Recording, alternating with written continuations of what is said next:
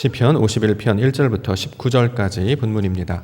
하나님께서 구하시는 제사, 하나님께서 구하시는 제사라고 하는 말씀의 제목입니다.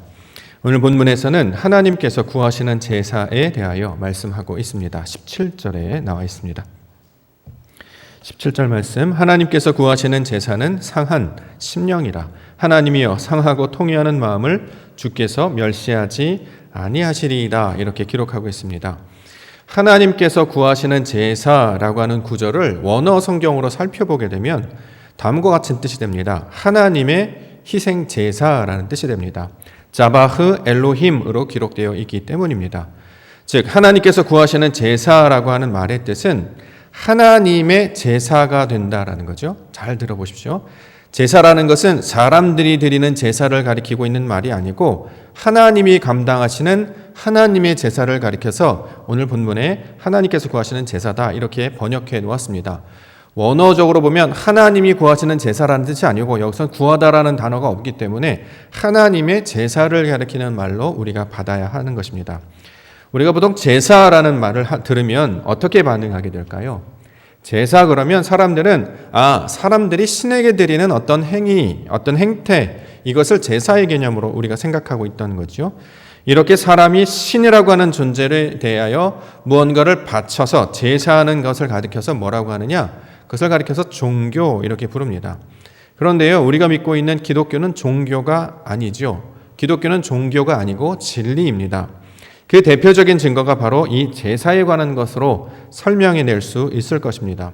기독교에서 말하는 제사는 세상에서 말하는 사람들이 하나님께 드리는 제사를 가리키는 것이 아니라 그 반대입니다. 하나님이 제사를 사람들을 위하여 베푸신다라는 거지요. 자, 이것이 하나님의 제사, 기독교가 진리가 되는 다른 종교들과 구별되는 특징으로 말할 수 있을 것입니다. 자, 우리가 제사 그러면 보통 사람들이 무엇을 들고 와요. 그것을 하나님께 바치죠. 신에게 바쳐서 무언가를 구하려고 합니다. 이것을 우리에게 한번 적용을 해볼까요? 우리 본당 나가시면 꽃들 이렇게 심어져 놨습니다. 그렇죠? 우리 교회가 심어져 놓은 거예요. 근데 어떤 낯선 사람이 와가지고 그 꽃을 꺾어다가 이렇게 가지고 터벅터벅 들어옵니다. 이 제단 위에 올려놓고 용서해 주세요. 감사합니다. 그러면 그것을 우리가 받을 수 있을까요? 자, 천지만물을 우리 하나님이 창조하셨습니다. 모든 것들을 하나님께서 만드셨죠. 하나님이 만드신 그 피조물을 가지고 와서 하나님께 드려서 무언가를 바라는 것. 그러면 그것이 의미 있는 행동이 될까요? 자, 그것과 마찬가지다라는 거죠. 사람이 드리는 것은 의미도 없고 아무런 영향력도 없게 됩니다. 이것은 종교에 불과하다라는 거죠.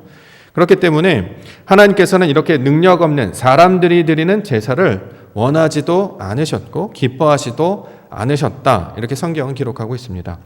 오늘 본문에서도 다윗은 내가 드리는 제사와 번제를 하나님은 기뻐하지 않으신다. 이렇게 고백하고 있습니다. 16절에 나와 있습니다. 16절 말씀, 주께서는 제사를 기뻐하지 아니하시나니 그렇지 아니하면 내가 드렸을 것이라. 주는 번제를 기뻐하지 아니하시나이다. 이렇게 고백하고 있죠. 원문대로 해석을 하게 되면 내가 드리는 제사, 내가 드리는 번제를 하나님이 기뻐하지 않으신다. 이런 뜻입니다.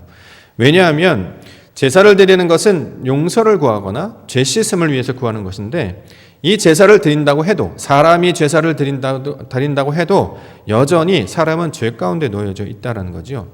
짐승을 잡아 피만 흘릴 뿐이지 사람은 여전히 무능한 상태에 머물러 있게 됩니다. 자, 창세기 우리가 기사를 좀 살펴볼까요? 창세기에서 제사를 드린 사람들이 있었습니다. 가인이 있었고 아벨이 있었습니다. 가인은 제사를 드리고 나서 어떻게 됐죠? 사람을 죽이는 자가 돼서 도망자가 되었습니다. 아벨이 드린 제사는 어떻게 됐죠? 제사로 말미암아 그가 죽임을 당해버렸습니다. 사람들이 드리는 제사는 허무한 것에 불과하다라는 거죠. 노아라고 하는 사람 우리가 살펴봤죠. 노아도 제사를 드렸습니다. 그런데 결과는 어떻습니까? 함이라고 하는 아들이 저주를 받게 되더라 이렇게 이야기하고 있다는 거죠. 즉 사람들이 말하는 제사는 이렇게 불완전하고 험한 것임을 성경은 이야기하고 있습니다.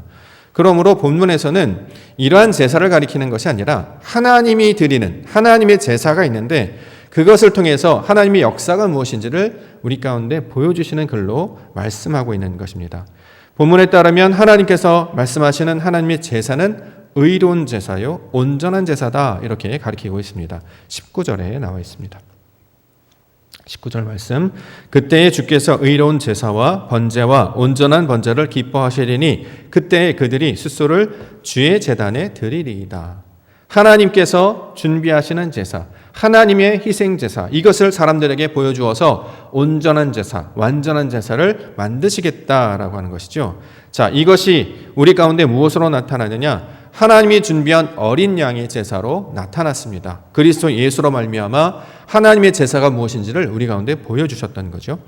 히브리서 9장 11절과 12절 말씀에 따르면 그리스도께서는 장래 좋은 일의 대제사장으로 오사 손으로 짓지 아니한 것 곧 이 창조에 속하지 아니한 더 크고 온전한 장막으로 말미암아 염소와 송아지의 피로 하지 아니하고 오직 자기의 피로 영원한 속죄를 이루사 단번에 성소에 들어가셨느니라 라고 기록하고 있습니다. 하나님의 희생제사는 염소나 양으로 드려야 되는 것이 아니라 예수 그리스도를 통하여 그리스도라고 하는 그 제물을 통하여 드려지게 될 것이다. 이것을 말씀하고 있는 것입니다.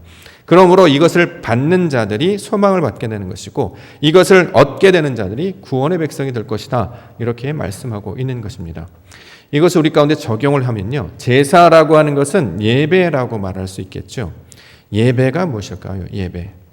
예배는 사람들이 하나님께 드리는 것으로 우리가 생각해 왔습니다. 사람이 무엇을 드리면 하나님께서 받으신다라는 거죠. 그런데 이 하나님의 희생제사의 개념으로 살펴보면 제사라고 하는 것, 예배라고 하는 것은 사람이 하나님께 무언가를 드리는 것이 아니라 하나님께서 주시는 것을 받는 것을 가리키고 있습니다. 즉 그리스도의 희생을 통해서 우리에게 베푸시는 선물과도 같은 것이 바로 제사요 예배의 개념이 된다라는 거죠. 2021년도 우리가 진리로 예배하는 교회라고 하는 교회 선언을 가지고 있습니다. 자, 진리로 예배한다는 것이 무엇일까요? 하나님께서 말씀하시는 그 뜻이 무엇인지를 제대로 알아서 그것을 우리가 듣고 받고 깨닫자라는 거죠. 그래서 하나님이 기뻐하시는 제사로 나아가자. 이것이 교회 선언입니다. 하나님이 하나님의 희생 제사를 만들어서 예비해 주시고 우리 가운데 베풀어 주셨습니다. 다시 말해 하나님의 예배를 우리 가운데 베풀어 주셨습니다. 우리는 그 예배를 어떻게 받을 수 있을까요? 성경에서는 이것을 만나로 보여주시죠. 만나, 하늘에서 내려오는 것. 이것을 이른 비, 늦은 비라는 것으로 보여주셨습니다. 하늘에서 내려오는 것입니다. 그러니 사람들은 어떻게 해야 됩니까? 그것을 받는 것이죠. 받는 것이 제사를 드리는 것이고 받는 것이 예배를 드리는 것이다. 이렇게 이야기하고 있습니다. 하늘에서 내려주신 것을 우리가 받아요. 어떻게 받을까요? 하늘에서 내려주시는 게 뭘까요? 만나처럼 비처럼 내려주신 게 뭡니까? 말씀이죠. 영입니다. 그것을 우리가 받으라 이렇게 얘기하고 있습니다. 어떻게 받느냐? 듣는 것이 받는 것입니다. 믿음으로 받을 때 거룩함을 얻게 된다 이렇게 기록하고 있습니다. 우리가 잘 알고 있는 본문 사무엘상 15장 22절에 사무엘이 이르되 여호와께서 번제와 다른 제사를 그의 목소리를 청종하는 것을 좋아하심같이 좋아하시겠나이까? 순종이 제사보다 낫고 듣는 것이 순양의 기름보다 낫다. 제사는 뭐 하는 것이라고요? 듣는 것이라고요. 하나님께서 우리에게 베풀어 주시는 것이라고요. 사람이 신에게 뭘 주는 게 아니고 그가 이루실 일을 말씀으로 들려주셔서 그것을 듣고 믿음으로 받게 되는 것, 이것을 하나님의 희생제사, 이것을 예배라고 부른다라고 이야기하고 있습니다. 그러면 믿음의 성도들이 어떻게 제사를 드려야 될까요? 이 제사를 우리는 받아야 하는 것입니다. 어떻게 해요? 듣는 것으로요. 그 듣게 되면 마음으로 깨닫게 되고 믿음이 생기므로 말미암아 그 하나님의 뜻을 알게 된다는 거죠. 그래서 요한복음 7장 3절에 보면 영생은 유일하신 하나님과 그 예수 그리스도를 아는 것이다. 하나님의 뜻이 무엇인지를 알게 되는 것을 영생이라고 말하고 있기 때문에 그것을 선물처럼 받는 것을 우리 가운데 요청하고 있습니다. 그러므로 지금 성도님들 오셔서 예배를 하나님께서 하시는 예배를 받고 계시는 거예요. 왜요? 하나님의 말씀을 듣고 있기 때문입니다. 하나님의 말씀을 어디서 들을 수 있겠습니까? 그렇죠? 하나님의 말씀은 하나님 택하신 장소에서 선포되는 것입니다. 이 말씀을 하나님의 음성으로 들을 때 이것이 하나님의 제사를 받는 자들이다, 예배하는 자들이다 이렇게 말씀하고 있습니다. 오늘 하나님 주시는 말씀을 붙잡고 그가 우리 가운데 펼치시는 그 희생제사를 온전히 받음으로 들음으로 믿음으로 말미암아 구원을 얻으시는 우리 믿음의 성도님들 되시기를 주의로 간절히 축원합니다. 자, 그러면 하나님의 희생제사는 무엇을 말씀하고 있는가? 하나님께서 사람들에게 베푸시는 희생제사는 죄를 알게 하고 죄인임을 깨닫게 하신다는 거죠. 이게 하나님이 하시는 희생제사의 목적입니다. 1절부터 5절까지 말씀 보겠습니다. 하나님이여 주의 인자를 따라 내게 은혜를 베푸시며 주의 많은 긍휼을 따라 내 죄악을 지워주소서. 나의 죄악을 말갛게 씻으시며 나의 죄를 깨끗이 제하소서. 무릇 나는 내 죄가를 아오니 내 죄가 항상 내 앞에 있나이다. 내가 주께만 범죄하여 주의 목전에 악을 행하였사오니 주께서 말씀하실 때에 의로우시다 하고 주께서 심판하실 때에 순전하시다 하리이다. 내가 죄악 중에서 출생하였으며 어머니가 죄 중에서 나를 잉태하였나이다 라고 하면서 지금 자신의 죄인인 것과 죄에 관한 내용들을 고백하고 있죠. 이게 바로 하나님이 베푸시는 희생제사를 받는 자들이 나타나는 특징이 된다는 거예요. 사람들이 드리는 제사가 있잖아요. 사람들이 제사를 드려요. 왜요? 용서받으려고 그러는 거잖아요. 그런데 하나님께서 우리에게 주시는 제사는 용서를 베푸는 것이 아니고 네가 죄인인 것을 깨달아 알아. 네가 죄 상태에 있다는 걸 알게 하시려고 우리 가운데 제사를 보여주신다라는 거죠. 이것이 사람들이 드리는 제사와 구별되는 특징입니다. 사람들이 드리는 제사의 목적을 죄 용서받는 것이라고 이야기한다면 이들이 어떻게 하냐면 그 죄 용서를 받기 위해서 제물을 올려놓습니다. 그런데 우리가 알고 있는 것처럼 그 제물은 다 하나님의 것이었죠. 자, 제물을 올려놓고 사람들이 뭐 합니까? 금가락지, 은가락지로 해서 황금 송아지로 해서 소에다가 그런 금을 뒤집어 씌웁니다. 그리고 이것을 하나님이야 이렇게 말한다는 거죠. 자, 그리고 용서받기 위해서 뭘 하느냐? 사람들은 춤을 춰요. 노래를 합니다. 몸을 상하게 한다. 이렇게 출애굽기 32장에 말하고 있습니다. 왜 그렇게 할까요? 왜 이렇게 소리를 내고 춤을 추고 자기 몸을 이렇게 찢고 그렇게 할까요? 죄 용서를 받게 하려고 그렇게 하는 건 아닙니까? 내가 무언가를 하면 하나님이 그것을 베풀어 주실 것이다 라고 생각한다는 거죠. 이것이 뭐라고요? 사람들이 생각하는 제사, 종교라고 하는 것의 모양입니다. 자, 그런데 하나님의 희생제사는 이런 모양이 아닙니다. 용서해 주시기 위해서 이 제사를 우리 가운데 주시는 것이 아니라 나의 상태가 어떤지를 깨달아 알게 해 주셔요. 그게 바로 죄 상태이라는 거죠. 여기서 이제 죄인이 된다는 것은 이 본문에 나타나면 죄악, 죄과 죄를 아는 것이다 이렇게 이야기합니다. 죄악, 반역하다, 위반하다라는 뜻이고요. 죄악은 불법과 부정을 가리키는 말입니다. 죄는 하타하트, 죄의 전체적인 개념을 설명하고 있습니다. 주의 목전에 악을 행한 자임을, 하나님의 말씀이 없는 자임을 깨닫게 하시는 것이 희생제사의 하나님이 베푸시는 희생자의 목적입니다. 우리말로 적용을 해본다면 죄가 심히 죄되게 하는 것, 이것이 하나님의 희생자의 목적입니다. 요한복음 9장에는 한 맹인을 고치시는 예수님의 이야기를 소개하고 있습니다. 나면서부터 앞을 보지 못하는 소경이었습니다. 자, 이 사람을 예수님이 고쳐주세요. 어떻게 하냐면 진흙에다가 침을 뱉어가지고 이걸 이렇게 진익이죠. 그러다가 눈에다가 이렇게 발라요. 그리고 실로암이라고 하는 연못에 보내십니다. 가서 그 말씀을 붙잡고 그것을 실로암 연못에 눈을 씻으면 나으리라 이렇게 말씀하셨고 실제로 그렇게 했더니 그 사람이 눈이 보였다라는 거죠. 그냥 예수님께서 고쳐주실 수도 있는데 왜 굳이 진흙을 눈에 바를까요? 이 사람은 앞을 보지 못하는 사람입니다. 맹인입니다. 소경입니다. 그런데 거기다 진흙까지 발랐다라는 거죠. 죄가 심히 죄되게 하는 것, 보지 못하는 자가 진짜 보지 못하게 되는 것, 이것이 예수님께서 하시는 일이었다는 거죠. 근데 그 말씀에 순종하여서 그 말씀을 듣고 그가 보내신 곳에 나아가서 행했더니 어떻게 돼요? 비로소 보게 되었다라고 이야기하고 있습니다. 가장 먼저 어둠이 무엇인지, 맹인이 무엇인지, 소경이 무엇인지, 나의 상태가 무엇인지를 알아야 하나님께서 보여주시는 그것을 밝히 보여주셨을 때 비로소 이것이 빛이구나, 이것이 은혜구나, 이것이 하나님이시구나 라는 것을 깨달아 알게 된다는 거죠. 그런데 사람들은 자신이 어둠 가운데 있는 줄, 죄인 가운데 있는 줄을 아무도 알지 못해요. 그렇기 때문에 그냥 죄를 이야기하기보다는 무언가를 계속해서 자기의 뜻을 관철시키는 것으로 하나님의 은혜를 구하려 한다라는 거죠. 그럼 우리가 이제 생각해 볼 수 있는 것, 죄가 뭘까요? 죄. 우리가 성경을 통해서 늘 살펴보는 것, 죄의 이야기 많이 합니다.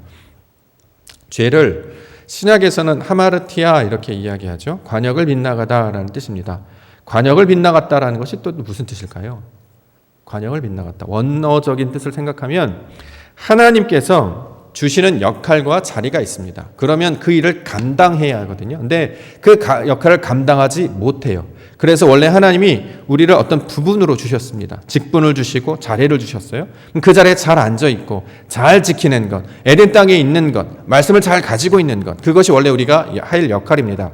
그런데 이것을 제대로 감당하지 못했어요. 그래서 하나님의 뜻을 이루지 못했습니다. 이것을 가리켜서 하마르티아, 죄다 이렇게 얘기해요. 부분이 되지 못했기 때문에, 하나님이 말씀하신 그 일을 감당하지 못했기 때문에 이것을 죄다 이렇게 말씀하고 있다라는 거죠.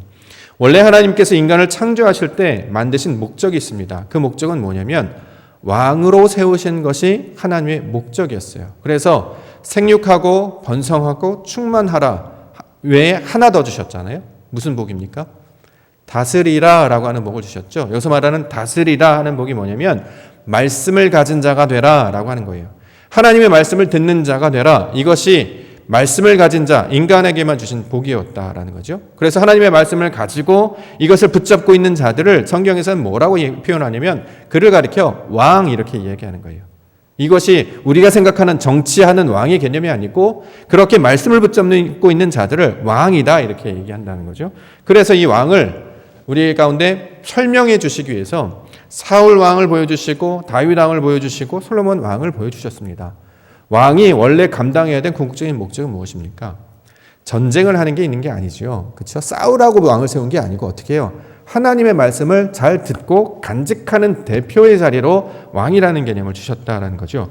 그러므로 왕은 뭐 해야 되냐? 하나님께서 내게 약속해 주셨음을 믿고 그 하나님이 하시는 것을 기다리고 간직하고 있는 자를 가리켜 왕이다 이렇게 이야기하고 있습니다. 그런데 다윗이 왕의 직분에 있을 때 그 일을 제대로 감당하지 못했습니다. 그 대표적인 사건이 바로 오늘 본문을 51편의 배경이 되고 있는 밧세바 사건으로 설명하고 있습니다. 표제어를 한번 보시겠습니다. 시편 51편 파란색 글씨로 제목에 붙어 있는데요. 다윗의 시 인도자를 따라 부르는 노래. 다윗이 밧세바와 동침한 후 선지자 나단이 그에게 왔을 때, 자, 이렇게 기록이 되어 있습니다. 시편 51편은 바로 그때에 기록한 책이다라는 거죠. 자, 왜 이 시편을 기록했느냐? 다윗이 왕이었는데 그가 밧세바를 범했습니다. 신하였던 우리아를 죽게 만들었죠. 이것을 성경에서는 여호와 보시기에 악한 일이었다라고 증거하고 있습니다. 사무엘하 12장 8절과 9절에 내 주인의 집을 내게 주고 내 주인의 아내들을 내 품에 두고 이스라엘과 유다 족속을 내게 맡겼느니라. 만일 그것이 부족하였을 것 같으면 내가 내게 이것저것을 더 주었으리라. 그러한데 어찌 내가 여호와의 말씀을 업신여기고 나 보기에 악을 행하였느냐. 내가 칼로 햇사람 우리아를 치되 암몬 자손의 칼로 죽이고 그의 아내를 빼앗아 내 아내로 삼았도다 이렇게 얘기합니다. 하나님께서 말씀을 주셨어요. 그래서 또 무엇을 주셨습니까? 이것저것을 다 주셨다는 거죠. 그래서 왕이 되게 하셨어요. 왕은 부족하지 않은 상태에 있는 것을 가리켜서 말씀을 붙잡고 약속을 가진 자로 이야기를 해줬습니다. 그러면 다 주셨기 때문에 그 말씀에 순종하여서 하나님의 뜻을 바라봐야 되는 거죠. 그런데 말씀을 기다리지 않고 자신이 보기에 좋은 대로 자신의 능력과 지위를 행하여서 다른 것을 취했습니다. 다른 남자의 아내를 취했습니다. 이것을 가리켜서 보시기에 악했다라는 거죠. 만약에 그것이 필요했다고 하면 하나님이 주셨을 것입니다. 그런데 하나님께서 아직 허락하지 않으셨는데 자신의 지위와 능력으로 이것을 취하여 아내로 삼았던 것, 이것이 하나님 보시기에 악했다라는 거죠. 고린도전서 4장 6절부터 8절에는 이렇게 기록이 되어 있습니다. 형제들아 내가 너희를 위하여 이 일에 나와 아볼로를 들어서 본을 보였으니 이는 너희로 하여금 기록된 말씀 밖으로 넘어가지 말라 한 것을 우리에게서 배워 서로 대적하여 교만한 마음을 가지지 말게 하려 함이라. 누가 너를 남달리 구별하였느냐? 내게 있는 것 중에 받지 아니한 것이 무엇이냐? 내가 받았은즉 어찌하여 받지 아니한 것 같이 자랑하느냐? 너희가 이미 배부르며 이미 풍성하며 우리 없이도 왕이 되었도다. 우리가 너희와 함께 왕 노릇하기 위하여 참으로 너희가 왕이 되기를 원하노라. 이렇게 이야기하고 있습니다. 자, 아담을 세워주셨어요. 이 아담이 어떤 존재냐면 왕 같은 제사장이었다는 거죠. 모든 것이 다 풍성한 에덴 땅이 있었습니다. 하나님이 함께 하셨기 때문에 부족함이 없는 상태였어요. 그럼 어떻게 살아가야 됩니까? 하나님이 주신 말씀을 붙들고 그 안에서 살아가야 된다는 거죠. 그런데 뭐가 없어요 지금? 이스라엘에게 항상 문제가 되는 것은 아들이 없다라는 거죠. 자, 아들을 얻기 위해서 하나님이 주실 때까지 기다려야 합니다. 그렇죠? 그런데 그것을 기다리지 못하고 사람의 방법으로 취하려고 하는 것, 하나님이 허락하지 않으셨는데 자기 스스로 이것을 하려고 감당하는 것을 성경에서는 죄, 부분이 되지 못했어, 죄 이렇게 이야기한다는 거죠. 자, 왕에게 주신 것이 말씀이었는데 말씀엔 이렇게 이야기합니다. 신명기 17장 16절부터 보면 그는 병마를 많이 두지 말 것이요 병마를 많이 얻으려고 그 백성을 애굽으로 돌아가게 하지 말 것이니 이는 여호와께서 너희에게 이르시기를 너희가 이후에는 그 길로 다시 돌아가지 말 것이라 하셨음이며 그에게 아내를 많이 두어 그의 마음이 미혹되게 하지 말 것이며 자기를 위하여 은금을 많이 쌓지 말 것이다 이렇게 기록하고 있습니다. 왕이 된 자는 하지 말아야 될 것이 있어요. 뭐예요? 병마를 많이 두지 말랍니다. 왜요? 병마를 많이 두게 하면 뭘 의지하게 될까요? 하나님을 의지하는 것이 아니라 병마를 의지하게 된다는 거죠. 병사들이 많아, 말이 많아, 힘이 많아. 그러니까 이것으로 얼마든지 싸울 수 있네 이렇게 된다는 거죠. 여호수아에 따르면 그 여리고 성에서는 믿음으로 반응해서 그 거대한 성이 무너졌는데 아이성 보니까 만만해 보이는 거예요. 우리에게 병사가 많으니 자 가서 쳐서 우리가 이기자. 박살났다라는 거죠. 자, 이것을 죄의 개념으로 설명하고 있습니다. 또 하나는 아내를 두지 말랐죠. 많이 두지 말랬습니다. 아내를 두는 이유가 뭡니까?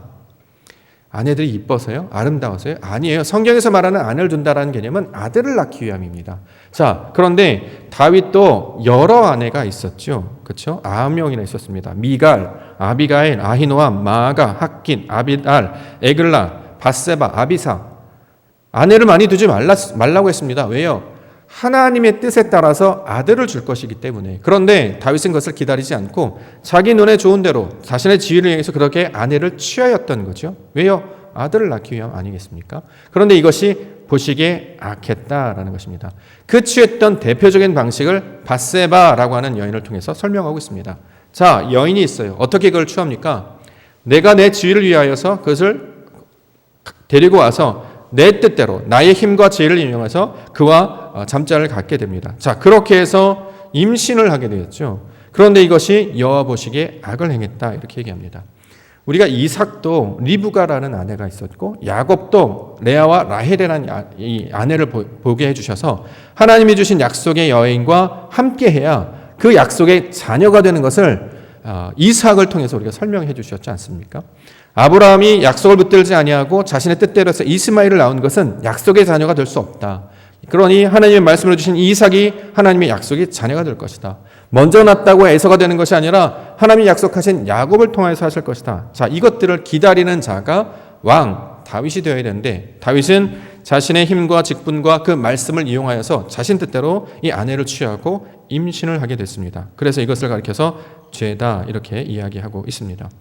내가 내 뜻대로 하면 우리가 하나님께 구원을 받았잖아요. 하나님께서 인도해 주셨습니다. 그래서 지혜도 생기고 능력도 생겨요. 그럼 어떻게 해야 되겠습니까?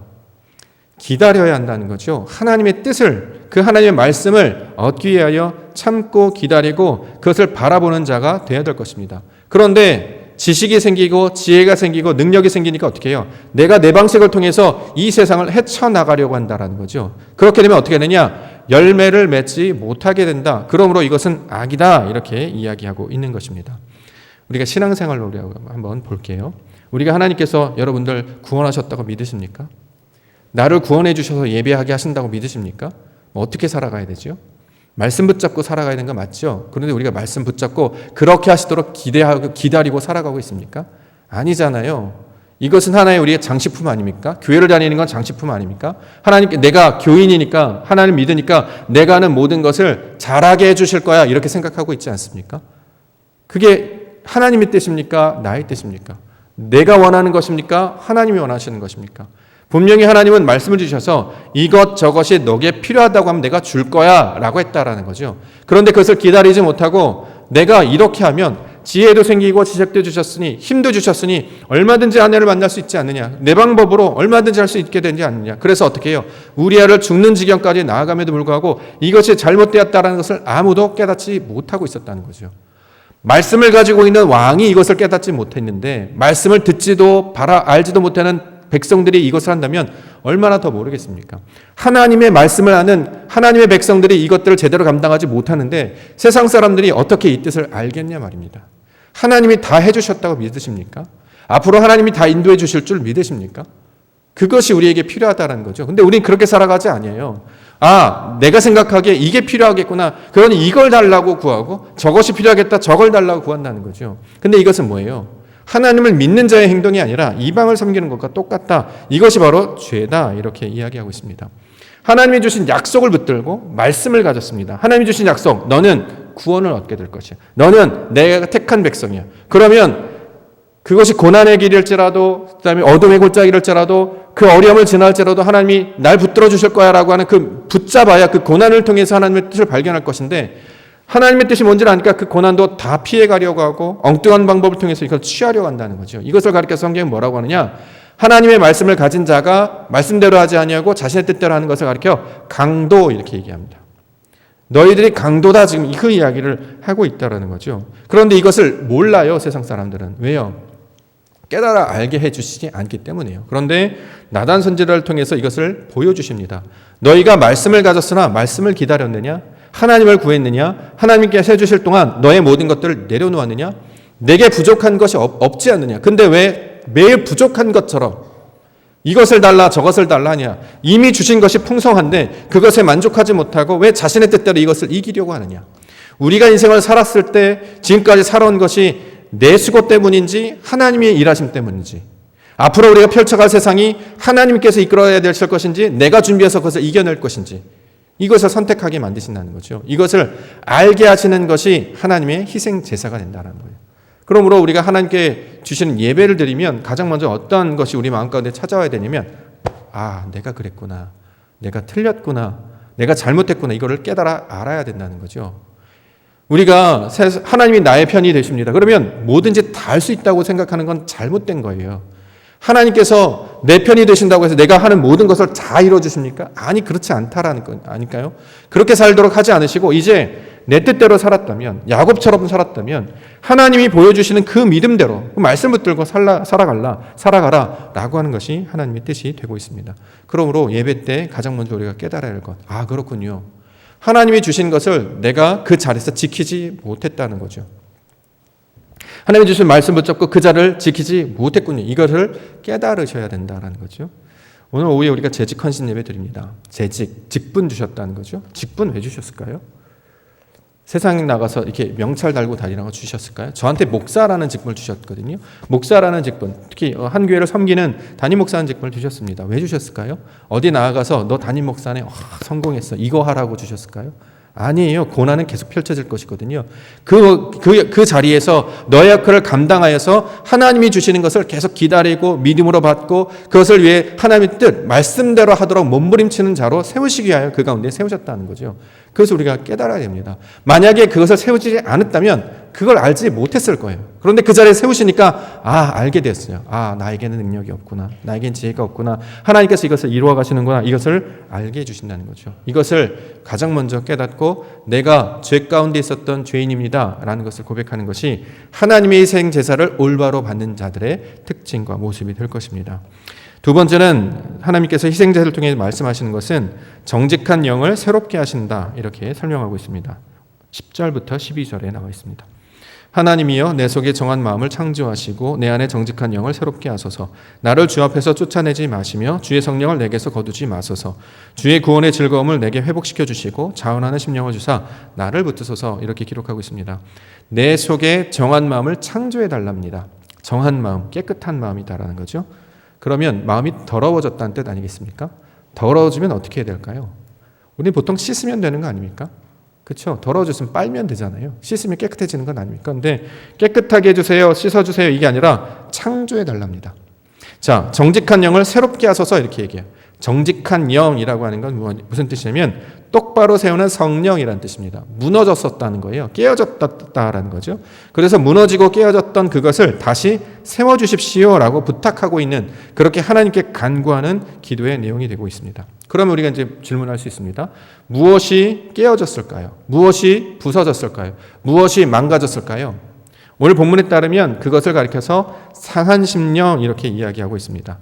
우리가 이제 상한 심령을 지금까지 어떻게 이해했냐면 다윗의 마음으로 많이 이해했어요. 내가 죄를 깨달으니까 내 마음이 너무 아파. 내 마음이 다 깨졌어. 이것을 상한 심령으로 알았다는 거죠. 근데 원문을 보면 여기서 상한 심령은 사람의 마음을 가리키는 말이라기보다는 부서지고 깨어진 성령이라는 뜻을 가지고 있어요. 이게 무슨 뜻이냐면 하나님께서 백성들과 언약을 맺으셨습니다. 그렇죠? 내가 너의 하나님이 되겠다. 그런데 다윗이 하나님의 말씀대로 하지 아니어서 죄를 범해서 이 계약을 깨어버렸어요. 그래서 이 깨어지다라고 하는 것은 사람이 가지고 있는 그 슬픈 마음, 내 뜻대로 되지 못해서 분하고 내 마음대로 되지 못해서 속상하고 이런 걸 상한 마음이라고 하지 않고 하나님께서 백성들과 약속하셨던 그 약속을 깨어버렸기 때문에 이거를 부서졌다라고 설명한다는 거죠. 그것이 하나님의 마음이고 그것이 통회하다라고 이제 번역해놨는데 이게 꺾어지다라는 뜻입니다. 다카라는 말을 쓰고 있는데 10절에 보면 주께서 꺾으신 뼈 이렇게 얘기하거든요. 꺾어졌다는 거예요. 이게 사람을 가리키는 말이 아니고 하나님의 심령을 그대로 대표하는 말이 되고 있습니다. 율법을 세워주셨죠. 그래서 첫 번째 개념을 들고 오셨습니다. 근데 백성들이 뭐예요? 황금 송아지를 만들어 놓고 춤추던 말입니다. 그래서 그걸 깨버렸잖아요. 자, 이거 깨어진 상태를 상한 심령 이렇게 이야기한다라는 거죠. 원래 다윗은 하나님께서 영을 부어주셔서 인도하시기로 약속하셨잖아요. 그래서 영을 부어주셨다라고 사무엘상 16장에 나옵니다. 13절에 사무엘이 기름불병을 가져다가 그의 형제 중에서 그에게 부었더니 이날 이후로 다윗이 여호와의 영에게 크게 감동되니라. 사무엘이 떠나서 라마로 가더라. 자, 여호와의 영에서 감동되다가 무슨 뜻이냐면 감동되다 이게 아니고 감동되다 뜻은 우리가 지난 시간에 봤던 형통하다라는 뜻입니다. 하나님이 다윗을 책임지셔서 하나님이 이끌어 가시는 인도하시는 자로 세우셨다는 뜻이에요. 왜요?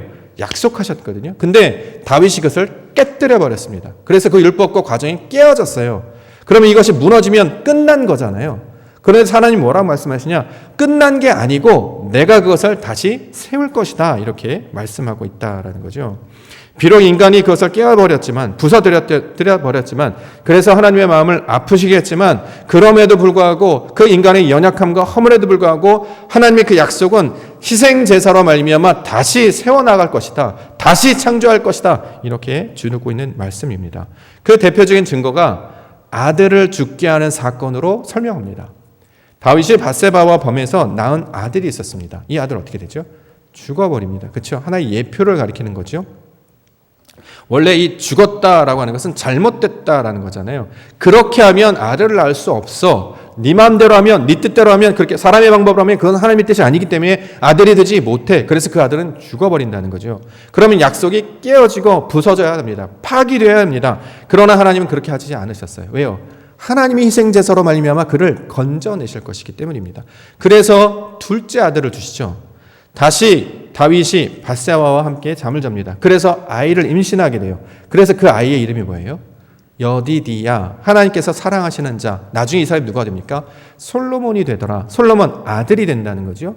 다윗의 아들이 이전에 낳았던 그 아내들과 낳았던 자식이 아니고 바로 통회하는 마음, 하나님께서 그것을 이룰 것입니다. 사람의 죄와 범죄와 무지함과 무능력과 허무에도 불구하고 그 약속을 파기하지 않으시는 분이 자신이 직접 희생제사를 치르셔서 그 약속을 복원하시고 세우실 것이다 라는 고백을 하고 있는 것이 본문의 내용이 된다라는 거죠. 하나님이 형통을 이룰 것입니다. 그가 우리를 인도해 가실 것입니다. 그러므로 제사라고 하는 것은 그분이 하실 일을 우리 가운데 들려주시고 듣게 하심으로 우리를 살게 하시는 것이지 우리 잘못했어요. 우리가 이상한 사람한테 마음을 이거의 문제를 다루는 것이 아니다라는 거죠. 우리의 사람의 죄를 고백한들 이게 해결이 됩니까? 우리가 용서해달라고 백날 빈들 이게 해결이 돼요? 해결되지 않습니다. 또 죄를 질 거고요. 세상에 나타나는 건 없어지지 않을 것입니다. 그러면 약속이 매번 깨지게 되는 것이잖아요. 그 이야기를 하고 있는 것이 아니라 인간들이 제사는 불완전하기 때문에 내가 나의 제사를 드릴 건데 그것으로 너희를 온전케 할 것이다. 자, 이것을 우리 가운데 복음의 소식으로 주고 있습니다. 마지막으로 결론은 피로부터 구하신다 이렇게 설명하고 있습니다. 14절과 15절 하나님이여 나의 구원의 하나님이여 피 흘린 죄에서 나를 건지소서 내 혀가 주의 의를 높이 노래하리이다. 주여 내 입술을 열어주소서 내 입이 주를 찬송하여 전파하리이다. 피 흘린 죄에서 나를 건져달라 이렇게 번역이 되어 있는데요. 그러면 마치 다윗이 범한 잘못한 것, 살인이라든가 이런 걸 말하는 것 같은데 실제로 원문은 피 흘린 죄가 아니라 그냥 피 흘림이라고 되어 있습니다. 즉 다윗이 저지른 살인을 가리키는 말이 아니고요. 하나님께서 치르실 하나님의 희생제사로 말미암아 치르실 그 피로 말미암아 건지시게 될 사건을 가리키고 있는 말이 된다라는 거죠. 그래서 19절 말씀에 그때에 주께서 의로운 제사와 번제와 온전한 번제를 기뻐하시리니 그때 그들이 숫소를 주의 제단에 드리리이다. 아니 제사를 싫어하신다면서 숫소를 또 드립니까? 여기 이제 단어 하나가 빠졌어요. 해석이 안 돼 있습니다. 뭐냐면 뭐뭐 대신에라는 단어가 빠져 있습니다. 하나님께서 제사를 받으시는데 그때 받으시는 제사는 숫소를 드리는 제사가 아니에요. 그 숫소를 대신해서 드리는 제물을 가리키고 있다는 말이죠. 그 제물이 무엇입니까? 예수님을 가리키는 말입니다. 그리스도를 가리키는 말이에요. 사람이 맨날 양과 소를 잡아서 죽인들 그것으로 너희 죄가 해결되더냐? 그것은 어떤 영향력이 있느냐? 피만 흘릴 뿐 아니냐? 그러니까 내가 그 일을 이룰 것인데 그것이 하나님이 이루실 희생제사로 말미암아 이루실 구원의 내용으로 설명하고 있습니다. 이 내용을 히브리서 10장 4절부터 10절에 기록하고 있습니다. 이는 황소와 염소의 피가 능히 죄를 없이 하지 못함이라.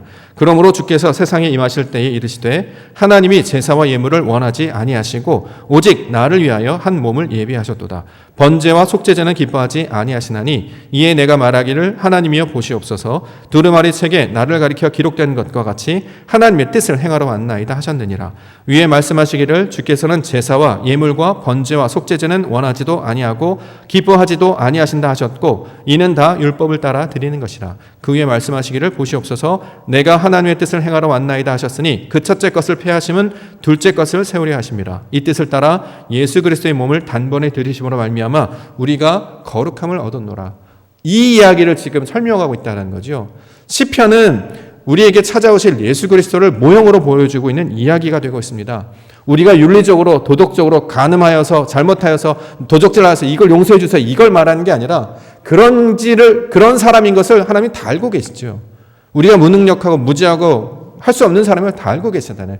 그럼에도 불구하고 하나님의 형통함이란 자신이 자신의 대가를 치르셔서 너희를 구원하셨다라는 것을 보여주시기 위해 설명하고 있는 내용으로 우리 가운데 말씀하고 있습니다. 그래서 이것을 가리켜 뭐라고 얘기하냐? 인자, 은혜, 긍휼이라고 부르는 것이죠.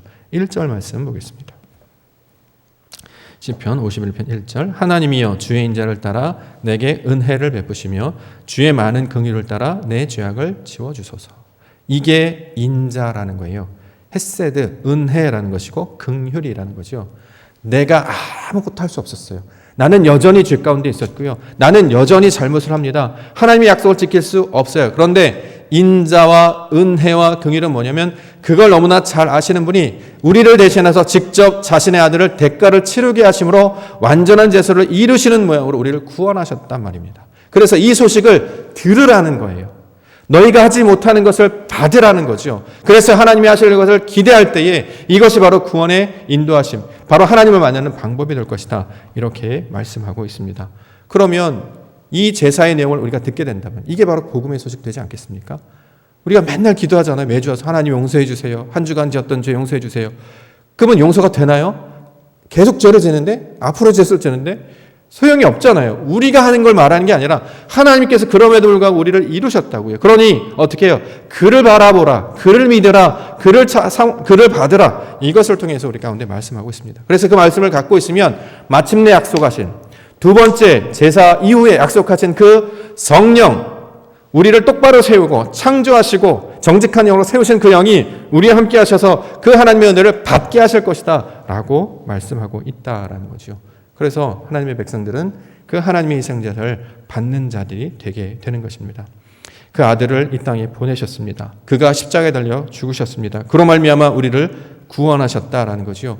그러므로 사람이 뭘 하는 것이 아니고 하나님의 은혜와 전적인 인자하심으로 말미암아 구원을 얻게 됐다는 소식, 이것이 바로 복음의 소식이요 기쁨의 소식이 되고 있습니다. 이 제사를 우리가 기쁨으로 받고 우리의 약속의 말씀으로 간직하는 우리 믿음의 백성들 되기를 원합니다. 내가 죄인임을 알게 하셨습니다. 이게 은혜예요.